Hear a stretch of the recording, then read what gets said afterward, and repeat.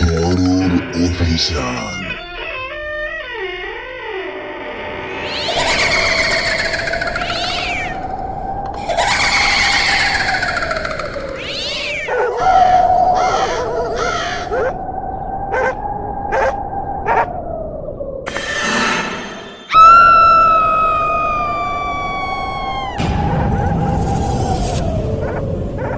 আপনারা শুনছেন হরর অভিযান, ভৌতিক, romance and love story.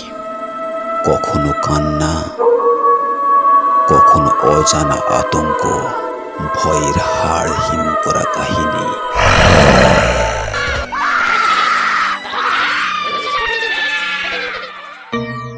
Horror অভিযানে সবাইকে স্বাগত জানাই। বাংলা সাহিত্যে কিছু রোমাঞ্চকর গল্প নিয়ে সাজানো আমাদের আজকের নিবেদন। আজ আপনাদের শোনাতে চলেছি ছোটদের গল্প গোপাল ভাঁড়ের চালাকি। গল্প পাঠ এবং অভিনয়ে রাজা চট্টোপাধ্যায়, আবহ অজয় মণ্ডল, এডিট পোস্টার রজত মণ্ডল। শুনতে থাকুন আজকের গল্প গোপাল ভাঁড়ের চালাকি। আজকে যে গল্পটা আমি আপনাদের কাছে পড়ে শোনাবো সেটি একটি মজার গল্প, গোপাল ভাঁড়ের চালাকি।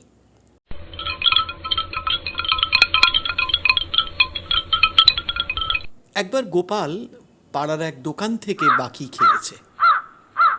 অনেক দিন হয়ে গেল, দেনা সে শোধ করছে না।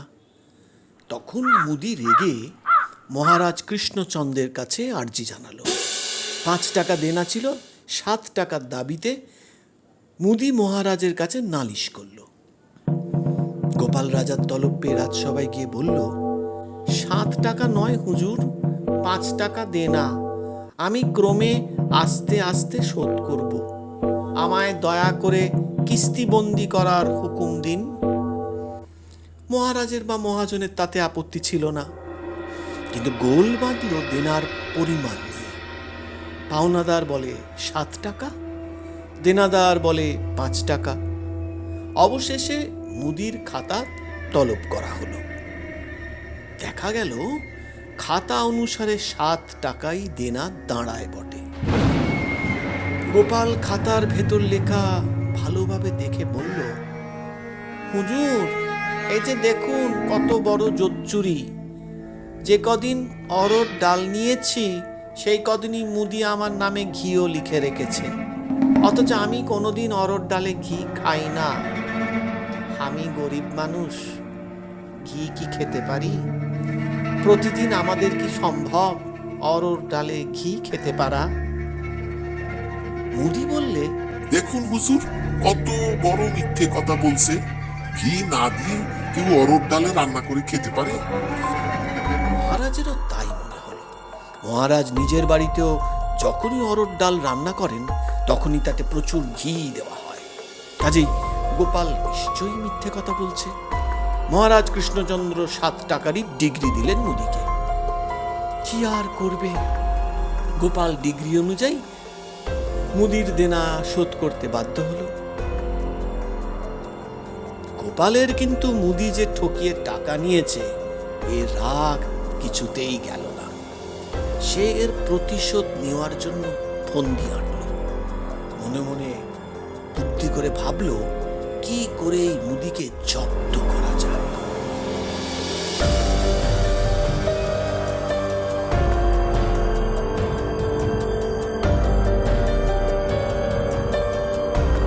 হঠাৎ একদিন সে একটা বুদ্ধি বের করল। সে বছরে গোপালের বাড়িতে আখের চাষ খুব ভালো হয়েছিল। সে কিছু আখের গুড় লোকের দ্বারা তৈরি করিয়ে নিল। তারপর বেশ কিছুদিন সে এমনভাবে আলাপ ব্যবহার করতে লাগলো মুদির সঙ্গে যে মুদির ভুলক্রমেও সন্দেহ হলো না তাকে জব্দ করার ফন্দি করেছে গোপাল। গোপাল একদিন কথা প্রসঙ্গে মুদিকে বলল সে কিছু আখের গুড় খুব সস্তায় বিক্রি করতে চায়, সামান্য লাভ রেখেই বেচে দেবে, টাকার বিশেষ প্রয়োজন। সস্তা দামের কথা শুনে মুদি কিছু গুড় কিনতে চাইল। গোপাল গুড় বিক্রি করতে রাজি হলো যেন নগদ বিক্রির লোভে। নগদ টাকা দিয়ে পিপে ভর্তি গুড় সস্তায় কিনে গরুর গাড়ি করে নিয়ে আনন্দে বাড়ি গেল মুদি।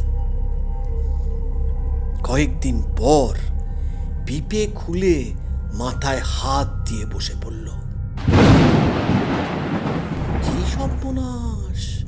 সামান্য গুড় ওপর দিকটায় আছে বটে, কিন্তু তার তলায় সে সবই বালি মেশানো ইট সুরকির কচি দানা।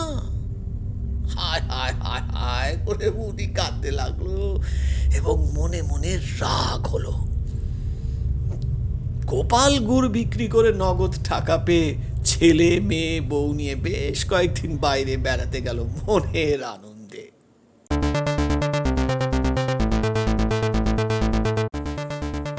কিছুদিন পর অনেক খোঁজাখুঁজি করে সে গোপালকে বার করলে একদিন মুদি। গুড়ে বালি সুরকির কথা বলে চোটপাট শুরু করতেই গোপাল বললে, চটো কেন মুদি ভাই? ঘি ছাড়া অরর ডাল বেচন যায় না, আমি বালি সুরকি ছাড়া সরেশ দানাগুড় বেচিম কেমনে? হ্যাঁ? এই বলে হেসে হেসে গড়িয়ে পড়ল মাটিতে। তাহলে বন্ধুরা, কেমন লাগলো আজকের এই গল্প আর আমাদের রসিক গোপালের চালাকি?